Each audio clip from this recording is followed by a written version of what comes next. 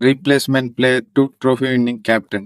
The success story of RCB captain Rajat Patidar 2021 IPL season లో RCB తరపున ఆడుతూ 4 మ్యాచ్లకు గాను 71 రన్స్ మాత్రమే చేశాడు. 2022 మెగా ఆక్షన్ లో అన్సోల్డ్ గా వెళ్లిపోయిన రజత్ పటిదార్ అదే ఏడాది ఆర్సీబీ క్యాంప్ లో రీప్లేస్మెంట్ ప్లేయర్ గా యాడ్ అయ్యాడు. ఆ సీజన్ లో మొత్తం 8 మ్యాచ్లు ఆడి 333 రన్స్ చేశాడు.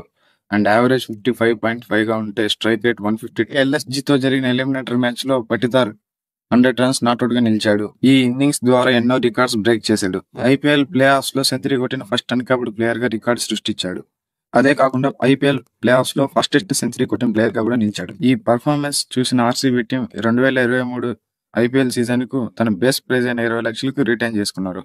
కానీ ఇంజురీ వల్ల ఆ సీజన్ మొత్తానికి దూరం అయ్యాడు. బట్ 17వ సీజన్ లో ఆర్సీబీ తరపున మరోసారి కంబ్యాక్ ఇచ్చాడు. ఫస్ట్ హాఫ్ లో సరిగ్గా పర్ఫామ్ చేయనప్పటికీ సెకండ్ హాఫ్ లో కంబ్యాక్ చేశాడు. వరుసగా 5 హాఫ్ సెంచరీస్ కొట్టి ఆర్సీబీ ప్లే ఆఫ్స్ వెళ్లేదంతా కీ రోల్ ప్లే చేశాడు. ఆ సీజన్ లో మొత్తం 13 మ్యాచ్లు ఆడిన పటిదార్ 400 రన్స్ కొట్టాడు. యావరేజ్ 30 గా ఉంటే స్ట్రైక్ రేట్ 177 గా ఉంది. గత 2 సీజన్లుగా ఆర్సీబీ మిడిల్ ఆర్డర్ లో కీ రోల్ ప్లే చేశాడు.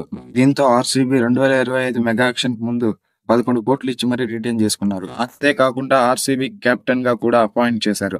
మెయిన్లీ పటిదార్ కు ఐపీఎల్ లో కెప్టెన్సీ చేసిన అనుభవం ఏమాత్రం లేదు. సీజన్ స్టార్టింగ్ లో ఆర్సీబీ కప్పు కొడుతుందని పెద్దగా అంచనాలు ఎవరికి లేవు. బట్ ఈ సీజన్ లో కెప్టెన్ గా పటిదార్ అద్భుతంగా రాణించాడు.